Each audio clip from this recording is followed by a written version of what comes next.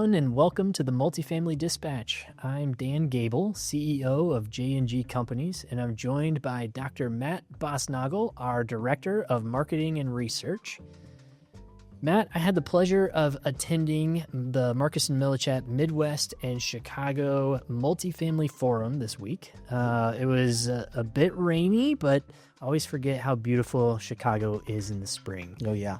It's gorgeous. Had the opportunity to speak on the panel about the search for yield, and I was able to have some great conversations with folks in the industry. Sounds like we had a slew of data come out recently. Yeah. So what's the latest? Oh, well, let me tell you, the CPI numbers just came out, and actually it shows how the conflict in Iran has really driven up inflation meaningfully. Like, they're finally there in the numbers. And so has it shown up in the University of Michigan's preliminary numbers for consumer sentiment. I know a couple weeks ago we talked about how it hadn't sunk in yet. Well, it's definitely sunk in by now. And I think that the prevailing hope, though, among investors, and I think you can see this also in consumers when you're talking about like 5-year projections or longer term projections, is that things will be over and that this is only temporary. We'll cover a report from Collier's talking about how they're really more concerned about things like AI and shifting demographics in the changing workplace more than geopolitical concerns. But given the erratic movement in the stock market, I think multifamily real estate investment is looking like a stable and promising alternative to the equity market. So I think I'm a lot more optimistic than I could be. Great. No, I agree. So let's jump into the first article from Northmark. Midwest multifamily transaction activity accelerates in 2025. I think what's most interesting from this article is the section where they state the Midwest multifamily investment market improved in 2025, with transaction activity increasing and prices rising. During the past year, the region-wide median price reached $188,400 per unit, up 34% from 2024. Cap rates averaged 5.7%, down 20 basis points from 2024. That represents basically neutral leverage, or that cap rate, or slightly positive leverage as it relates to, or as compared to interest rates. Okay. But the median price is quite a bit higher than what it would cost to build something brand new. So the subtext here is that transaction volume is healthy in the Midwest, and I have to agree. It looks like 2026 will be even better for transaction volume. Okay. In fact, opportunities to buy in the first half of 2026 have significantly outpaced our pipeline from 2025. Mm-hmm. And, felt the same sentiment among our peers at the Marcus & Millichap conference I attended earlier. Yeah, I do have a few questions, and I think that from my limited perspective as well, it does seem like there are more deals coming, more practical deals coming to market than before. I don't know why it took 3 years, but maybe that's just how real estate works. It's hard to get that. It's hard to bring the market to like this kind of equilibrium that we're seeing, where deals can actually take place. Dan, this morning you mentioned how the buyer population is thinning. Would you square this? How would you square this with your own confidence in the multifamily market and our real intention at J+G to more aggressively pursue acquisitions this year? Like, kind of, in other words, which buyers are leaving and why? Yeah, that's a great question, Matt. So the market is very thin for product that was built, call it pre-90s. So anything that's on the market for sale that was built, before 1990 is not getting a ton of love in the market, and we think it creates a relative value situation where we can get good yield in that product. Especially in tertiary markets in Indiana and really across the Midwest, mm-hmm. where population growth might not be there, but you also don't have to deal with supply, and you have a very stable renter base, and so you can buy things that have in place cash yield. Yeah. So the folks that are selling those assets right now, Could be selling for a variety of reasons. They could be exiting the strategy. I mean, we've seen some coastal capital starting to leave Okay. the Midwest a little bit. And that's coastal capital that came in like 21 or 22 with a mandate to, go buy property. And, maybe it's just time for them to recycle that capital, or maybe their business plan hasn't quite worked out the way it was supposed to. There's great value to be had in the Yeah. market right now. Do you think that loan maturities are a meaningful context in this situation? I think it could be. I'll say, last year, the two properties that we bought last year Mhm. have had existing loans in place. We didn't assume those loans, but they weren't under maturity or any stress. It was just candidly groups who said, like, we don't want to be here right now. We're maybe taking lumps somewhere else. And Okay, so yeah. we're going to take our chips off the table and use this sale to, help pay for some of the losses we have elsewhere. And so I think there's some of that going on. And, there is certainly distress in the market, but there's not a ton of it. So I don't think that most of the sales we're seeing are driven by loan maturities, candidly. I think they're driven by a change in strategy or portfolio rebalancing. Yeah, no, that makes sense. It's almost encouraging, only because low maturity, this kind of distress, this wave of distress that would transform the market, it gets a little annoying when it doesn't come, and it seems a little more sustainable if this is just the way that business is being done, and there's a more structural change that's happening than maybe a temporary wave of distress. Yeah, I think some of the comments that I heard this week in Chicago echoed the sentiment that we have, and that is that if you have been in this business long enough, what we're dealing with right now actually feels like normal. It's not crazy. There's transaction volume. There's, a reasonable spread between debt and purchase prices. You have buyers and sellers starting to come together, and you have some actual momentum. Fundamentals are strong. And so that's very encouraging that we've kind of all settled into this new normal, and we can get to business, which is great. So that's what we're seeing in the multifamily market right now. But what about the broader economy, Matt? Oh, I'd love to tell you. So I think that CPI and inflation numbers are inherently interesting. I think there's different intersecting stories for all these little categories, whether it's egg prices and bird flu or inflation of tomato prices and diesel. But a big reason why these inflation numbers are so important for investors and consumers is because higher inflation numbers could influence the Federal Reserve to raise or lower interest rates and could influence their monetary policy. Dan, is there anything I'm missing there, or I feel like I'm not really capturing that, but I do think that this influence between what the signals that the Federal Reserve are getting, whether it's through PCE or CPI inflation, is really important. And this is at a time where employment's a little bit anemic, more or less. Like, it's not going gangbusters, and so I think that it makes inflation very relevant. Maybe the reason why they want to pull their lever or not. Yeah, and we talked about last week. The bizarre reality of negative employment growth, keeping the percentage of unemployment stable, right? So very strange. But this is what people mean when they say we hope the Fed looks through the oil crisis, right? So we'll talk about some of these numbers, but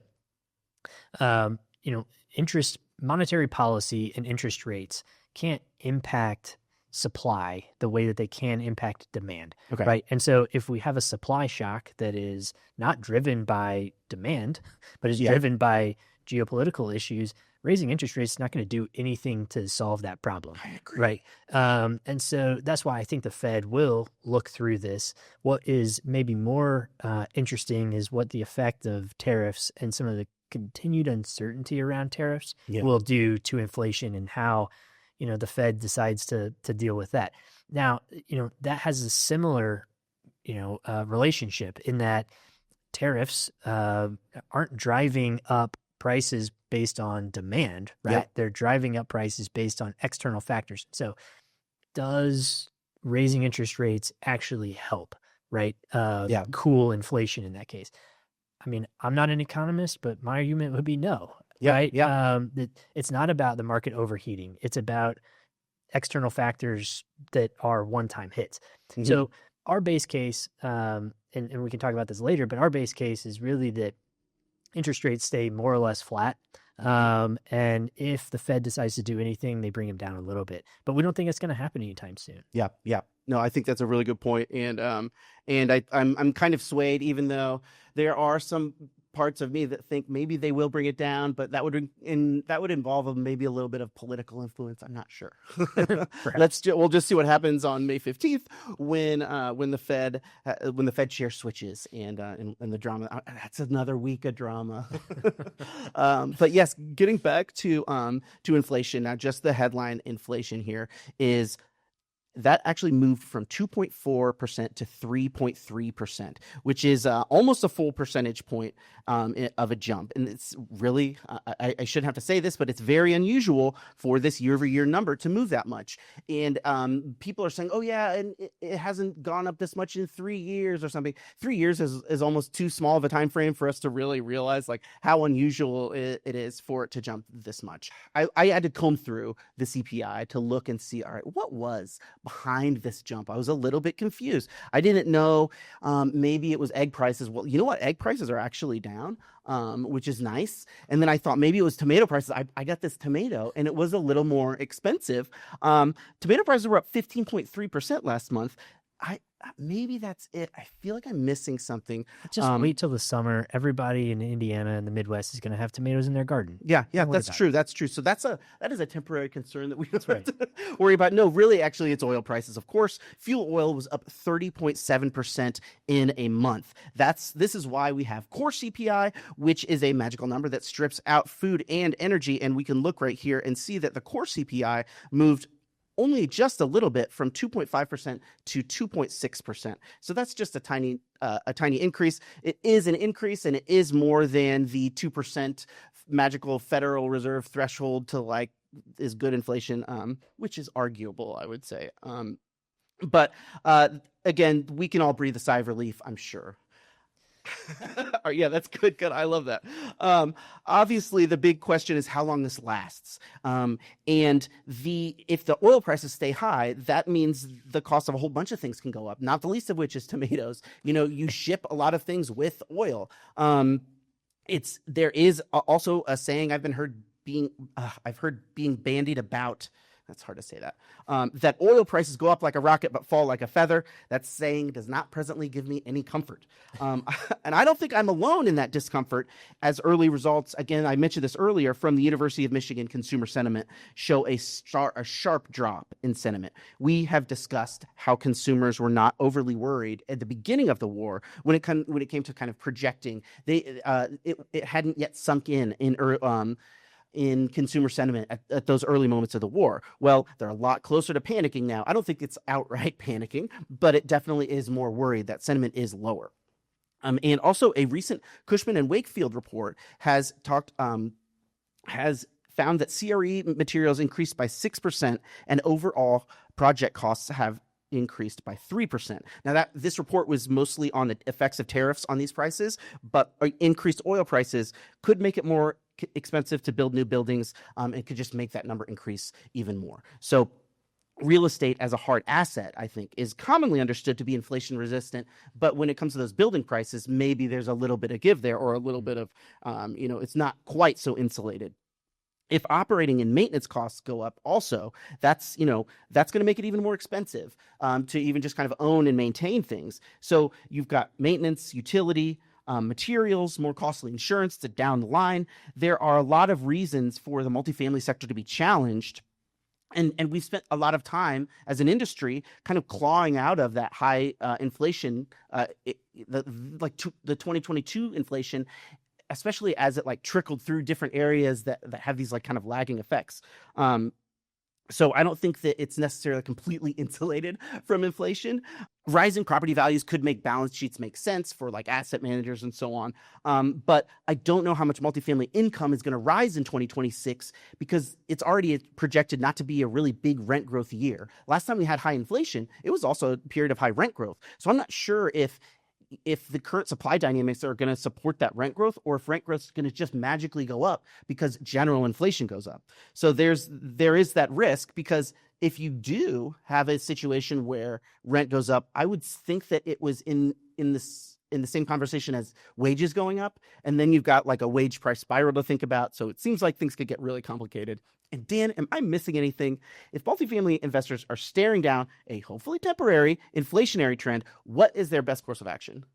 Well, Matt, I'm glad you asked. I think their best course of action is for them to sell their assets to us at a loss. I love it. I right? love it. I'm kidding, of course, but unless anyone really wants to do that.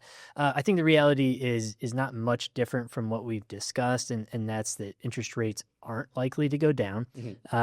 This is the new normal, and it's not going to change anytime soon. Yeah. Outside of some black swan event, right? Like we discussed last week, no rate reduction in the near term is our base case scenario, right? Which influences prices that we're willing to pay for product. You mentioned the resiliency of multifamily, or really real estate, to inflation pressures. And that's really because you can reprice things quickly in real estate, right? It's only resilient in so much as you suggested, pay and incomes are also inflating. If they're not going up, we can't move rents. That's what, right? That's just not going to happen. So, and then you've got certain sectors of commercial real estate where you can't reprice very often, like the office sector, or retail, where their leases are 5, 7, 10 years long. Yeah, I know. Right? Oh man. So multifamily obviously is a little bit more inflation resistant because of the ability to change rates, with the times. So, I think that, we've had kind of this very interesting time, and I think we're kind of in a new normal right now. Yeah, so. yeah. Just kind of extending your conversation about inflation in the multifamily space, there was a really interesting, it was albeit a little bit short, research brief from Marcus and Millichap just on inflation and commercial real estate, and they're generally take a kind of practically optimistic perspective, I think, when it comes to the economic issues and how how commercial real estate asset managers and operators kind of navigate everything. And they're saying here that multifamily may be a little more insulated from high oil prices than I personally expected, because energy prices in the U.S. are more closely tied to natural gas than oil, and natural gas hasn't had that big upward spike in oil price like oil prices has had. Additionally, they're seeing interest rates hold steady, which is a decent indication that there hasn't been a big increase in inflation expectations in the bond market, or maybe a collapse of faith in the U.S. economy. And the quote from the Marcus Millichap says, "That may encourage the Fed to look through the oil shock." Yes, Fed, please look through the oil shock. Look past the oil shock. Lower our interest rates. I could not agree with Marcus and Millichap any more than I already had. But yes. Well, I want to move now quickly, as we're talking about commercial real estate, move from inflation to inflection. And the title of this Collier's report is CRE at an Inflection Point. And it is based on the results of a Collier-sponsored poll at the 2025-2026 CoreNet Global Summit across events across Europe, North America, and the Pacific. This report covers what Colliers calls them crowdsourced responses. I don't know if that's legally distinct from a survey, but it seems pretty close to me. Yeah, sure. Crowdsourced. Yeah. 1,000 industry professionals from around the world, good sample size, mostly in North America, were asked about the trends shaping the CRE landscape. And crowdsourced responses say, we got ourselves another inflection point. Love inflection points. Here's what you got to do when you get an inflection point. First, you got to identify it, and then you got to get ahead of it. That's all. It's really easy. How many expected inflection points, though, really have kind of come and gone without a real change in the CRE market? I have read articles about inflection points for the past 3 years, and nothing's happened. That's why I'm almost comforted in that there's not necessarily going to be a dramatic shift in the CRE market, because that was what we were expecting, and a gradual one is just so much easier to understand. We're looking for an inflection point. Maybe it's not going to come, but I think we're dealing with an early part in the cycle. These top the top forces driving change, as Collier says, AI takes the lead. AI and automation is number one at like about 54%, rank that as something that's shaping the CRE market. Shifting demographics and workforce trends is the next one, and then geopolitical shifts. Just to kind of talk about AI's impact on the commercial real estate market, I think it's very difficult to predict, like beyond the assumption that there's going to be more demand for data centers. Beyond that, like speculating on like the specific effects on commercial real estate is hard for me. But speculating on multifamily specifically is a little bit more interesting, and it's something I think we have a little more experience with. It's easier for me to see the potential for these kind of, maybe it's cost saving improvements or replacements on the operations side, whether it's adding new functions to property management software. Maybe you can replace your property management software with something in-house. There's a lot of AI solutions that are being openly discussed ad nauseum on LinkedIn specifically, especially on the acquisitions and underwriting side. I can't count how many AI-driven models. You type AI model in the comments, all these underwriting models that are written by AI. I've seen so many of them, and they all seem a little bit more geared toward time saving. Like, you just plug in XYZ and then it'll do it for you. And I'm not sure, at least I haven't read yet any ones that say, okay, this is actually, it's discovering some things that we hadn't seen before. It's analyzing these in a new way. I think it's a lot of like, all right, we set up these rules and it does it automatically. And it's interesting. And you do get new insights just because you have a lot more time to explore a lot more properties. But I'm sure there's something I'm missing, especially in the black box of AI. Maybe there's some kind of genius thing it's doing that we don't even know how to do, and it can beat us in chess. I'm also very curious about how.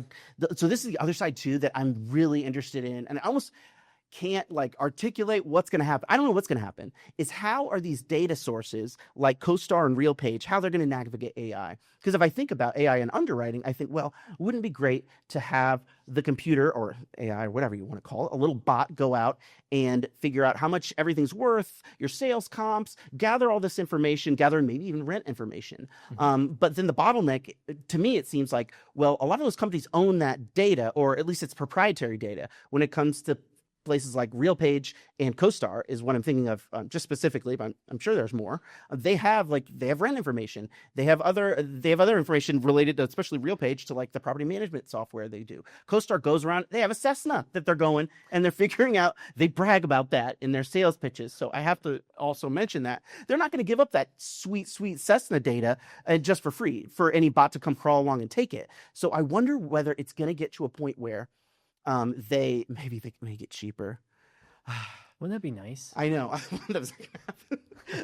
They're very incentivized, I'm sure, to make it as expensive as possible. But we're getting to a point where people can feasibly build a little machine on the, vibe code a solution that's comparable to CoStar. A lot of the stuff that CoStar does when it's talking about getting demographic information or other information from like the BLS, it's aggregating public data and then charging a lot of money for access to that. And yes, exactly. And like there are plenty of AI vibe coded stuff that have been built like right this second that can do the stuff on the public side.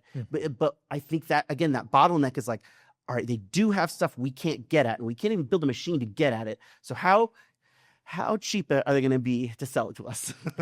And that's where you get into things like API keys or whatever hooks up into my AI to make it so that I have that data and it makes it even more valuable. I think that that's going to be a real big sticking point, a real big point of negotiations for a lot of people, because I don't think it's fair the way they're pricing some of their stuff. I think it's too expensive. So don't spend all that money on software. Just give us whatever thing that all the data, and then we'll figure out everything else. But that's my like rose-colored glasses hope for a friendly AI future. But what I said to you before this is, so the second concern plays into the second concern in this Collier piece, which is demographics and workplace changes. They talk about it in terms of like remote work, and I think that the demographic shifts are a little more interesting in terms like aging population, and they do reference that a little bit. But when you're combining these idea of workplace changes and the idea of AI, I think you get to employment and the weird labor market that we've had, where it doesn't seem like it's trending in the complete right way. But again, demographic changes and population growth is really low. So there's been just so much uncertainty that has prevented employment from taking off and has kept things a little bit stagnant. So I would definitely agree. I would combine both of those. And it's something that, even in their discussion of AI in the in the report, Colliers did not necessarily touch on how many jobs is AI going to take? Which jobs, what kind of jobs is it going to take? And what's a timeline for that? A profitable timeline for that. And I just think that is going to have effects over, a lot of the economy. I don't think it's going to be as negative as the robots are taking over. But I do sometimes, yes, I am very scared about that all the time. And then finally, geopolitical shifts, which was the bottom of the chart here in North America at 4.9% compared to the 54% of the number one. So a small sliver if you're comparing the concern of these different regions, it's 3 times a bigger concern in Europe, which is obvious. They have those that are going on. And I think it is a really interesting contrast, because for a lot of reasons, it's a huge deal, but it does represent, like I mentioned earlier, how a lot of investors seemingly are looking past these hopefully temporary geopolitical conflicts and looking beyond to maybe a land of lower interest rates and predictability, but I'm not sure if that's ever going to happen. Dan, are there any other factors not mentioned here that in multifamily investors should be watching specifically? Matt, before I answer that question, I'm going to answer another question that you didn't ask. I'm going to give you a sense of the temperature on this topic from the conference I attended earlier this week. So item 1, real estate operators are absolutely exhausted by the tech stack. Yeah. Every 30 seconds, I get an AI-generated email or LinkedIn message claiming to have a new AI tool that will significantly cut down on time spent. I'm still waiting. Did you get the texts too? Oh, yeah, I get the texts. Okay. It's ridiculous. I'm still waiting for an AI tool that will significantly cut down on the BS emails I get about AI tools. Okay, that's nice. Question isn't about innovating or not innovating. It's how to select the right new tools that will actually make a difference, actually provide more efficiency, not just more to do, right? It's about actually measuring the results of these tools. Do they give you more time back in the day, or just replace the same amount of time with a different dashboard or chatbot? Do they actually add value to our employees and residents that can be quantified? Innovation is very important, but my view is that really careful consideration to data safety and integrity and measurable time savings is the best way to approach innovation and technology. And I'll be the first to admit that's hard to do. Something from whether you're switching from Google Docs to Microsoft Word or something. I'm still kicking myself and still adapting to the back and forth of that. But it can kind of hide the real if you're not systematic about how you implement it. It could kind of make maybe a really good AI change into something that maybe is more difficult. So it's hard to predict that. And there's also the idea that you're gonna do a lot of work on the front end, but then 2 weeks or maybe 2 months in the future, it's gonna be really nice. And I think something that a lot of these AI companies that are popping up are not appreciating is the change management that has to occur, right, to get full adoption in the workplace, right? Because we're literally replacing one tool with another, and that's not an easy thing to do. So the second thing that from this conference is real estate is just slow to adopt new technology. It's just a fact. The panel I was on was asked how we all felt about the tokenization of real estate. All 4 of us said we don't know enough about this topic to have an opinion. And we don't think about it ever, right? I have not. That's one thing. I think it's an interesting idea. Certainly. But I haven't heard any talk about it. That was, here's the order of operations of tech hype. It went NFTs, and then next was Meta or the metaverse, which, oh man, I miss the metaverse sometimes. And then obviously AI. But there was an interesting idea of maybe it makes in syndication, could it make it more democratized or something? Do you remember Flow from Adam Neumann? It was renters would have tokens in the buildings they lived in or something like that. I was like, it's got to be some crypto kind of angle of renting. But yeah, that kind of has fallen by the wayside. No one's talking about tokenization of real estate. I mean, if you've been through a real estate closing, you know how antiquated the process is, Yeah. and how stuck it is within title companies. And this is like, hundreds of years of precedent that is really difficult to undo, right? Yeah. So, the panel that I was on represented about 100,000 units owned in the Midwest. None of these people were thinking about tokenization. So, I digress. I will answer the original question that you asked. I can't speak for everyone else, so I can only say what factors we're watching. We're paying close attention to the factors from the article, including demographics and geopolitical issues, technology, but also JOBS, jobs. Yeah. I think jobs is the one thing not mentioned in this article that we are paying very close attention to, because it is the bellwether for monetary policy going forward, in my opinion. Has a direct impact on the health of the overall economy and the health of renters. Yep. So, to answer your question, jobs, we're paying very close attention to. I agree. And I think I probably stole a little bit of the wind from your sails, because I mentioned that earlier. Like, they didn't mention this, but yeah, I think you're right. They didn't mention it, and people kind of should. And just one more ad is like, as this supply imbalance, and we talked about this last week, it used to be you would look where supply is low, and that's kind of works right now. But pretty soon, as we get past this historic wave of apartment supply, jobs is going to become even more sensitive as a measure of the health of a multifamily market. So kind of back to the report still. This report also covers opinions on where to find innovation in technology first, then life science, then financial services, which seems a little obvious, but and they also show areas where CRE groups are innovating, which is workplace strategy, and then predictive analysis, then portfolio strategy, as well as percentages of these groups that are not actively innovating. Last question seems a little bit like a vanity question, like who isn't always trying to actively innovate? But whatever. North American respondents said that they're not innovative. Oh, I'm sorry. Wouldn't you know it, though? 2.8% of North American respondents said that they're not actively innovating and don't have a plan to. So that's like, kudos to their honesty. No kidding.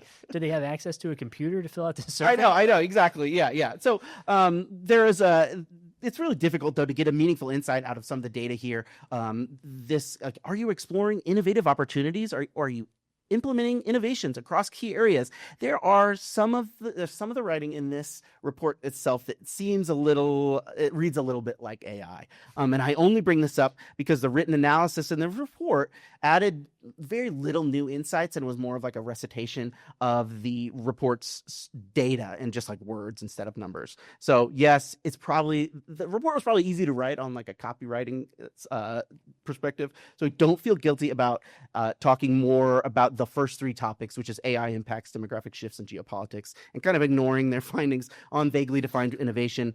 I sound a little mean, but I know these people are really smart. And I just like to read something a little bit better than organizations that successfully combine AI, data intelligence, and workplace strategy will unlock greater value from their portfolios and set the pace for the next phase of industry transformation. Duh. I saw that in the notes. I just think that's it just rings a little AI-ish to me, but whatever.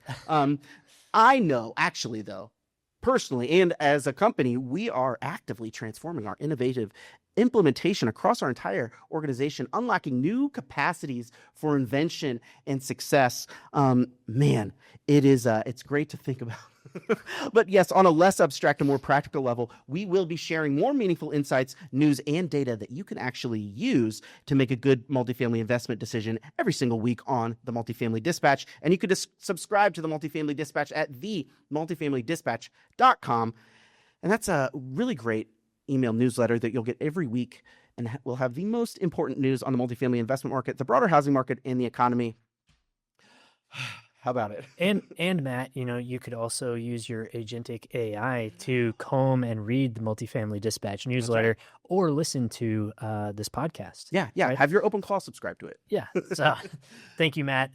If you're an investor with us, be on the lookout for the Q1 distributions coming soon, as well as some exciting news about some things that we're just not quite ready to tell everyone about yet, but hopefully soon. Thanks for listening, and we'll see you next week.